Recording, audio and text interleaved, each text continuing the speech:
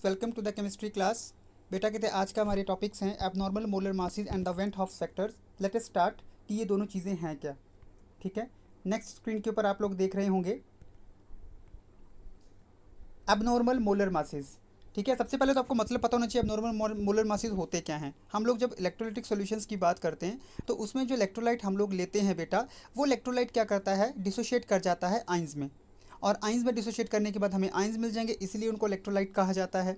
हम लोगों ने पहली वाली सेक्शंस में, प्रीवियस सेक्शंस में इसी चैप्टर की, जब हमने कॉलिगेटिव प्रॉपर्टीज़ के बारे में स्टडी किया था, तो हम लोगों को पता है कि कॉलिगेटिव प्रॉपर्टीज़ को यूज़ करके हम लोग सोल्यूट्स का मोलर मास कैलकुलेट कर सकते हैं। लेकिन कुछ केसेस में जब हम इन मेथड्स को यूज़ करते हैं, इन कॉलिगेटिव प्रॉपर्टीज़ को यूज़ करते हैं, तो ये प्रॉपर्टीज़ जो हैं वो को यूज़ करके जो आंसर हमारे पास आता है, वैल्यू जो आती है, जो एक्सपेक्ट की जाती है, वो वैसी नहीं होती है। एक्चुअली में उससे थोड़ा सा बढ़ जाती है या कम हो जाती है। अगर हम चाहते हैं कि मोलर मासेस का एक्यूरेट जो वैल्यू है हमारे पास आए, तो हमें दो कंडीशंस फुलफिल करनी पड़ेंगी। पहली आती है that is the solutions should be dilute. जो सोल्यूशन आप लोग कॉलिगेटिव प्रॉपर्टीज़ को मेज़र करने के लिए यूज़ कर रहे हैं, वो बहुत ज़्यादा कंसनट्रेटेड नहीं होने चाहिए, वो डाइल्यूट होनी चाहिए। मतलब कि उसमें पानी की मात्रा जो है वो बहुत ज़्यादा होनी चाहिए, और जो सोल्यूट आपने मिक्स किया वो कम होना चाहिए। जिसकी वजह से क्या होता है, अगर कंसनट्रेटेड सोल्यूशन अगर हम लेते हैं तो पार्टिकल्स एक दूसरे के साथ इंटरेक्ट करना स्टार्ट कर देंगे, और या सॉल्वेंट के साथ भी इंटरेक्ट करना स्टार्ट कर देते हैं, जिसकी वजह से वेपर प्रेशर और जो दूसरी कॉलिगेटिव प्रॉपर्टीज़ हैं वो सल्यूट पार्टिकल्स के नंबर पे डिपेंड नहीं करती, उसके नेचर पे डिपेंड कर जाती हैं, और जो कि कॉलिगेटिव प्रॉपर्टी है ही नहीं। दूसरी वैल्यू कंडीशन आती है हमारे पास, the solute must not dissociate और एसोशिएट इन द सोल्यूशन। अगर हमें एक्यूरेट वैल्यू चाहिए तो जो सोल्यूट है वो एसोशिएट नहीं करना चाहिए सोल्यूशन में, और डिसोशिएट भी नहीं करना चाहिए। ठीक है, तो ये इसलिए होता है कि एसोसिएशन और डिसोसिएशन की वजह से नंबर ऑफ़ मॉलिक्यूल्स जो हैं वो चेंज हो जाते हैं। एसोसिएशन जब होगा तो नंबर ऑफ़ मॉलिक्यूल्स जो है कम हो जाएंगे, और जब डिसोसिएशन होगा तो नंबर ऑफ़ मॉलिक्यूल्स बढ़ जाएंगे, किसके, सोल्यूट के। और उसी की वजह से सीधा डायरेक्टली इफेक्ट पड़ता है हमारी कॉलिगेटिव प्रॉपर्टी के ऊपर, और उसी को हम लोग बोलते हैं एबनॉर्मल मोलर मासेस। ठीक है, पहला केस देखते हैं, that is the association of the solute particles. कुछ केसेस में जब हम सोल्यूट मॉलिक्यूल्स लेते हैं, ठीक है, सॉल्यूशन में जाके वो क्या करते हैं, सपोज़ कि 2 या 3 छोटे छोटे मॉलिक्यूल आपने ले लिए और सॉल्यूशन में, सॉल्वेंट में डाल दिए। वो 2-3 मॉलिक्यूल आपस में कंबाइन करेंगे और कंबाइन करके एक बड़ा मॉलिक्यूल बना देंगे। सपोज़ जैसे स्क्रीन पे आपको दिख रहा है कि n सिंपल मॉलिक्यूल्स आपने कंबाइन किए हैं, आपके पास एक सिंगल मॉलिक्यूल उसने एक बना दिया है। अब इस केस में क्या हो गया, ये एक सिंगल मॉलिक्यूल जो बन गया 3-4 मॉलिक्यूल को मिला के, उसकी वजह से उस मॉलिक्यूल की, सल्यूट के मॉलिक्यूल की कंसंट्रेशन जो है, वो मात्रा जो है वहाँ पे क्या हो गई है, कम हो गई है। जब कम हो गई है तो उससे हमारी कॉलिगेटिव प्रॉपर्टीज़ जो होंगी वो कम हो गई हैं, क्योंकि हम लोगों को ये पता है कि कॉलिगेटिव प्रॉपर्टीज़ जो हैं डायरेक्ट इन्वर्सली प्रोपोर्शनल होती हैं एसोसिएशन और डिसोसिएशन के ऊपर। ठीक है, अगर एसोशिएट हो जाएगा मॉलिक्यूल यानी कि कंसंट्रेशन पे, तो हमारे पास कॉलिगेटिव प्रॉपर्टीज़ जो हैं वो क्या कर जाएंगी, बढ़ जाएंगी। ठीक है, since colligative properties are inversely proportional to the molar mass of the solute, the molar mass in such cases will be greater than the theoretical value. मतलब ज़्यादा हो जाएगी यहाँ पे।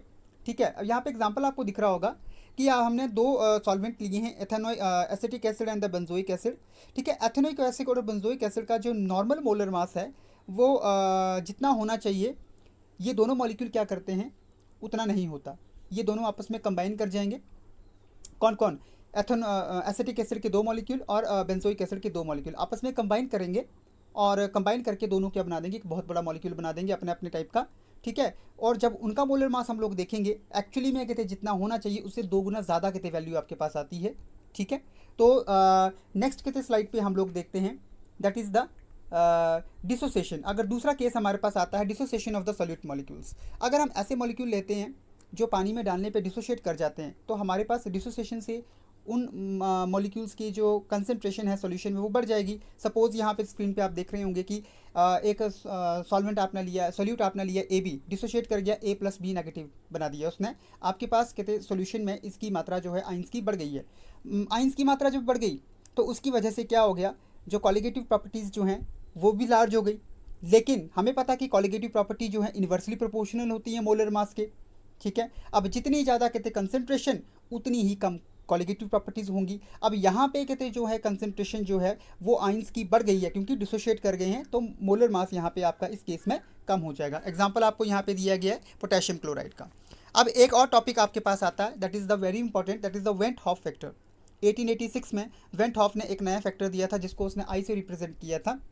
उस ये आई जो फैक्टर था वो उसने क्यों एक्सप्रेस किया, क्यों यूज़ किया उसने, ये वेंट हॉफ ये चाहते थे कि वो ये देखना चाहते थे कि जब हम सल्यूट को सॉल्वेंट में डालते हैं तो वो किस हद तक, इतना तो हमें पता लग गया कि एसोशिएट कर जाएंगे या डिसोशिएट कर जाएंगे, तो वो ये चाहते थे कि हमें ये पता लगे कि एक एसोशिएट अगर डिसोशिएट करता है तो किस एक्सटेंट तक डिसोशिएट करता है, किस सीमा तक डिसोशिएट करता है, अगर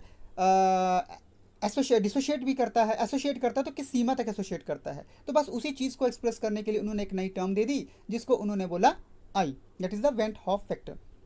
अब ये होता क्या है, ये एक्चुअली में कहते रेशो होती है किस चीज़ की, नॉर्मल एबनॉर्मल मोलर मास, जितना मोलर मास उस सॉल्यूट का होना चाहिए डिवाइडेड बाय जितना एसोसिएशन और डिसोसिएशन की वजह से एबनॉर्मल मोलर मास जो आपके पास आया, बड़ा हुआ या कम, जो भी वैल्यू आई, डिवाइड कर देंगे दोनों को तो आपके पास वेंट हॉफ फैक्टर आई की वैल्यू उस सॉल्यूट के लिए आ जाएगी।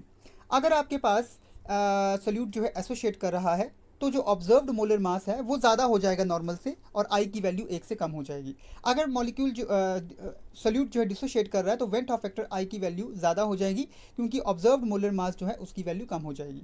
अगर सॉल्यूट जो है ना तो एसोसिएट कर रहा है ना तो डिसोशिएट कर रहा है तो हमारे पास आई की value is equal to unity, that is 1 के बराबर। तो हम लोग ये बोल सकते हैं कि molar masses are inversely proportional to the colligative property. Colligative property के इन्वर्सली प्रोपोर्शनल होती हैं वो। वेंट हॉफ फैक्टर को हम लोग इस कॉलिगेटिव प्रॉपर्टी की टर्म्स में भी एक्सप्रेस कर सकते हैं, that is i is equal to observed value of the colligative property divided by the normal value of the colligative property. ठीक है, आगे के चलते हैं नेक्स्ट स्क्रीन के ऊपर।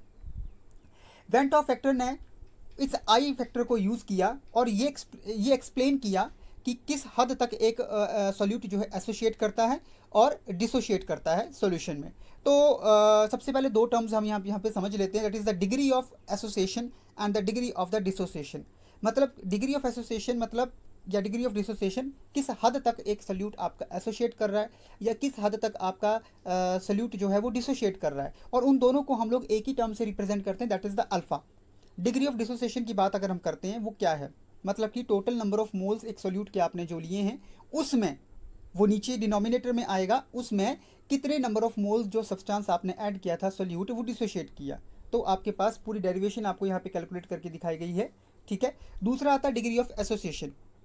डिग्री ऑफ एसोसिएशन भी सेम ही है, बस यहाँ पे क्या है कि कितने मॉलिक्यूल्स सब्सटेंस के मोल्स जो हैं वो एसोशिएट किए डिवाइडेड बाय कितने में, total number of moles of substance जो आपने लिए उसमें।